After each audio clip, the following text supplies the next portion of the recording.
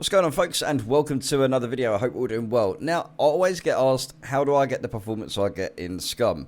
Now, okay, fair enough, I'm using some pretty decent hardware, but it's not the best hardware in the world, and it's not the best CPU in the world.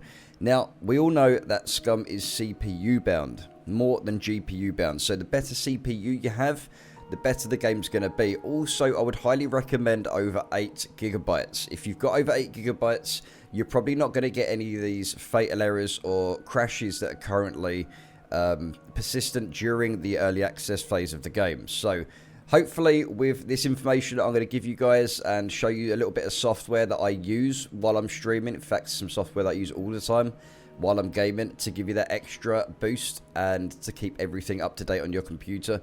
I hope this video helps out. If you do like it, please don't forget to smash that thumbs up. And don't forget to subscribe and come and join the live streams. Cheers, guys.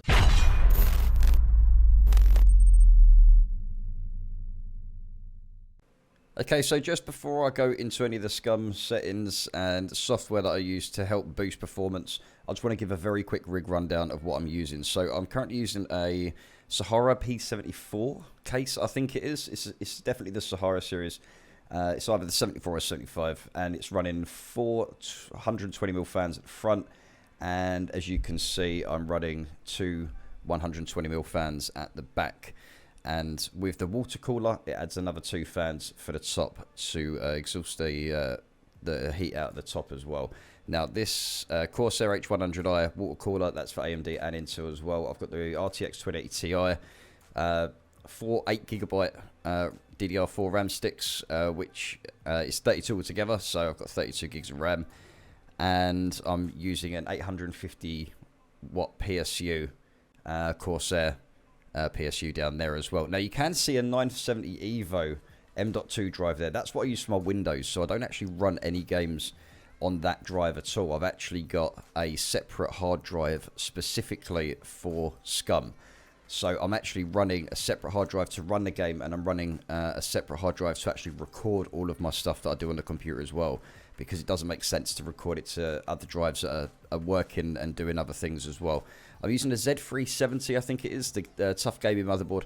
But you can see it's a very basic setup here, but the most important thing is keeping it cool inside. So once I've actually got the glass on the side, it does create a nice a nice pressure inside, and it does expel the heat pretty well out of the actual case, which is nice.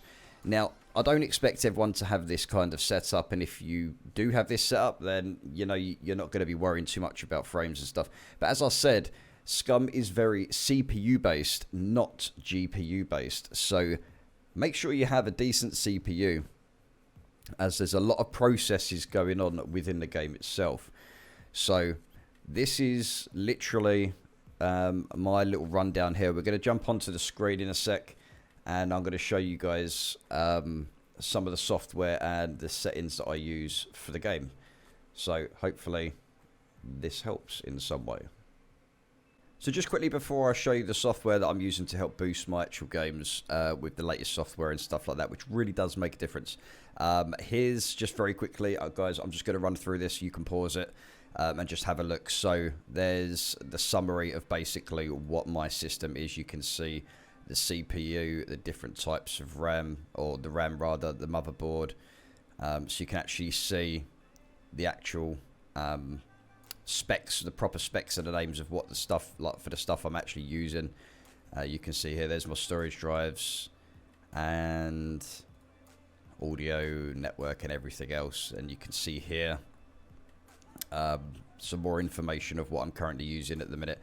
It's 370 gigahertz standard, but it does boost to 4.5, 5 once it's actually running the actual games, so it's not overworking itself. So you can see here, you can see all this stuff, all the boring stuff that comes with doing computer stuff. I'm not really a bit of a techie, so I'm going to keep this in the same scene here. So if we go to driver booster.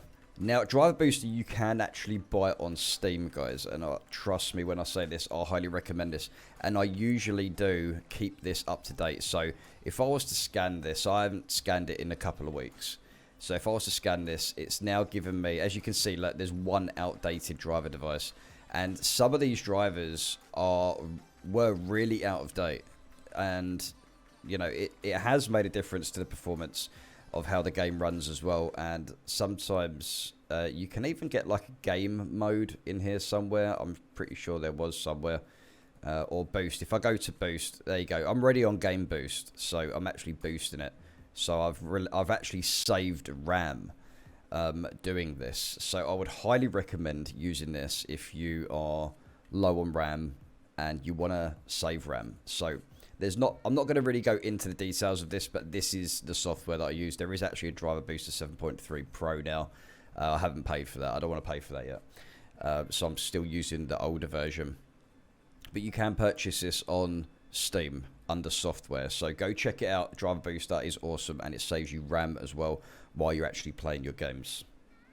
So just before we go into the game, one last thing that I'd like you guys to try out at least, because it makes the world of difference for me to get my 60 FPS and to help the graphics card really push itself a little bit more. So if you right click on your desktop, go to NVIDIA control panel, just wait for it to load, and you'll see the global settings. And I only play I tend to have this on for all my games anyway. So what you want to do is you want to set your vertical sync to on. My texture filtering's on high quality anyway. That's how I prefer to keep it. My power management mode is prefer maximum performance, and my triple buffering is on because it does recommend, if you look down here, turning on this setting improves performance when vertical sync is also turned on, and I don't seem to have any issues with it. So just do them things before you actually go into the game. So right, let's go into the game. Okay, so now we're in the game. Just before we go into the options to check out my settings and a couple of other little tips as well.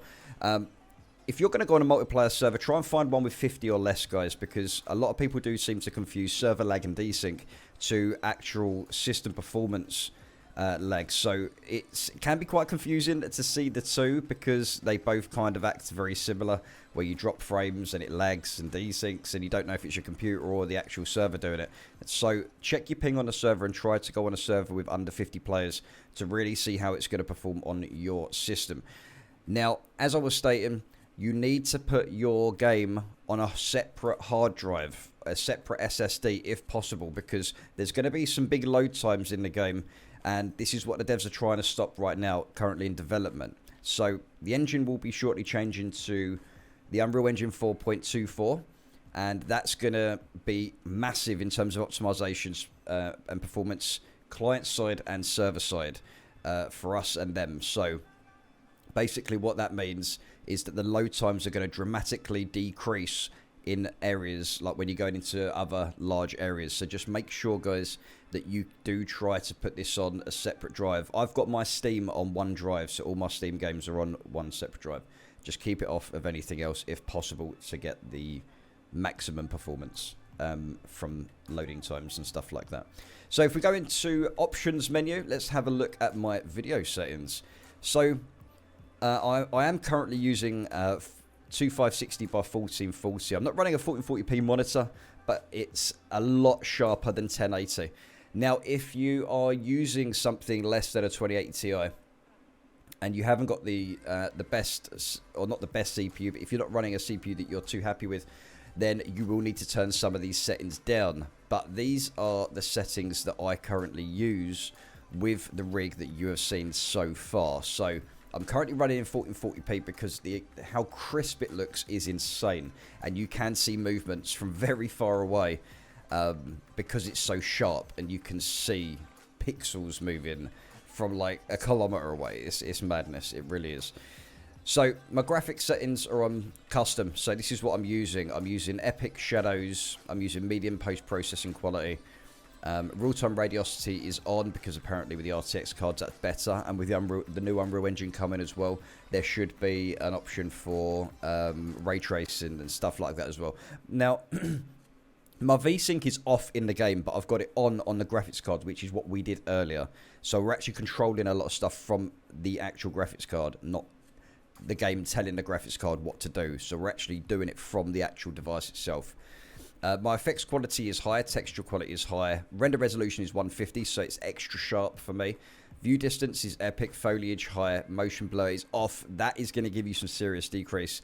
Please turn that off. I see people use this and it just looks horrible with it on. And it can even make you feel a bit nauseous as well. Like, trust me, try it for yourself for like an hour, and after you've thrown up several times, let me know.